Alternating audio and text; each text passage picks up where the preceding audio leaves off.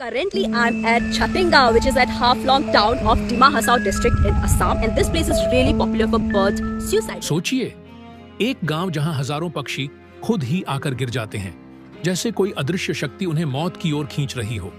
न शिकारी, न जाल, न जहर, सिर्फ एक अजीब सी रात, रहस्यमयी हवा और ऊपर से उनका सामूहिक आत्महत्या। यह कोई कहानी नहीं, यह है भारत की सच्चाई।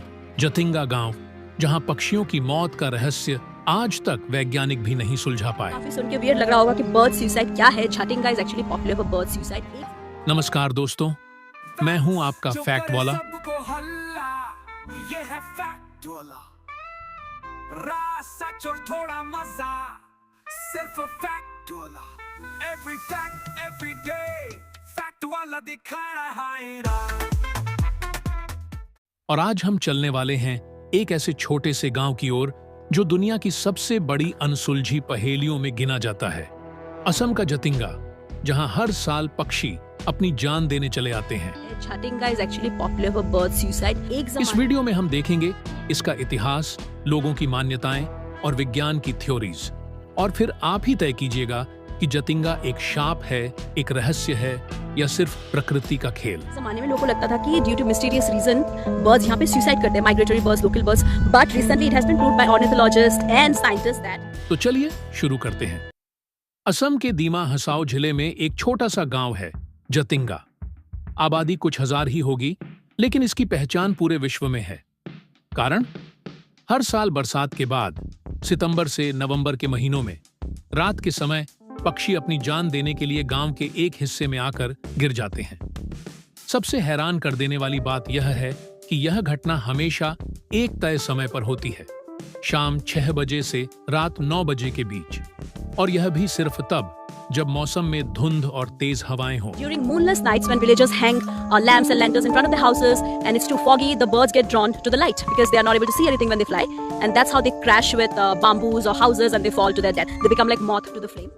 गांव वालों के लिए यह एक श्राप जैसा था। उनका मानना था कि कोई दुष्ट आत्मा पक्षियों को अपनी ओर खींच लेती है और उनकी जान ले लेती है। वर्षों तक लोग इसे अशुभ संकेत मानते रहे, लेकिन 1960 के दशक में जब वैज्ञानिक यहां पहुंचे तो उन्होंने पाया कि यह घटना दरअसल पक्षियों की दिशा भ्रम यानी डिसोरिएंटेशन के कारण होती है। धुंध और आंधी में उनका रास्ता भटक जाता है।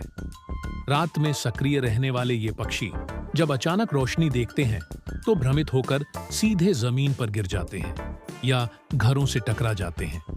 फिर भी सवाल ये है, यह घटना सिर्फ जतिंगा में ही क्यों होती है?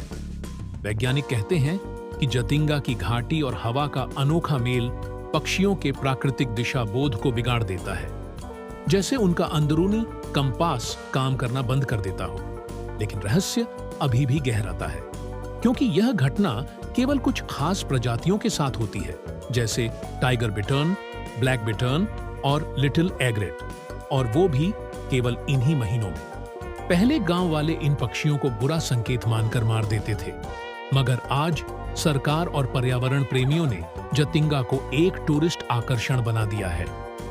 अब लोग यहाँ पक्षियों को देखने आते हैं, उन्हें बचाने की कोशिश करते हैं। तो क्या यह सिर्फ प्रकृति का खेल है या कोई अनदेखी शक्ति जो सिर्फ जतिंगा के आसमान पर ही असर करती है? 100 साल से ज्यादा बीत चुके हैं, पर रहस्य अब भी वैसा ही है। दोस्तों, जतिंगा हमें यह सिखाता है कि प्रकृति के अंदर आज भी कितने रहस्य छिपे हुए हैं। हम चाहे कितनी भी तरक्की क्यों न कर लें, कुछ बातें हमेशा अनसुलझी रह जाती हैं।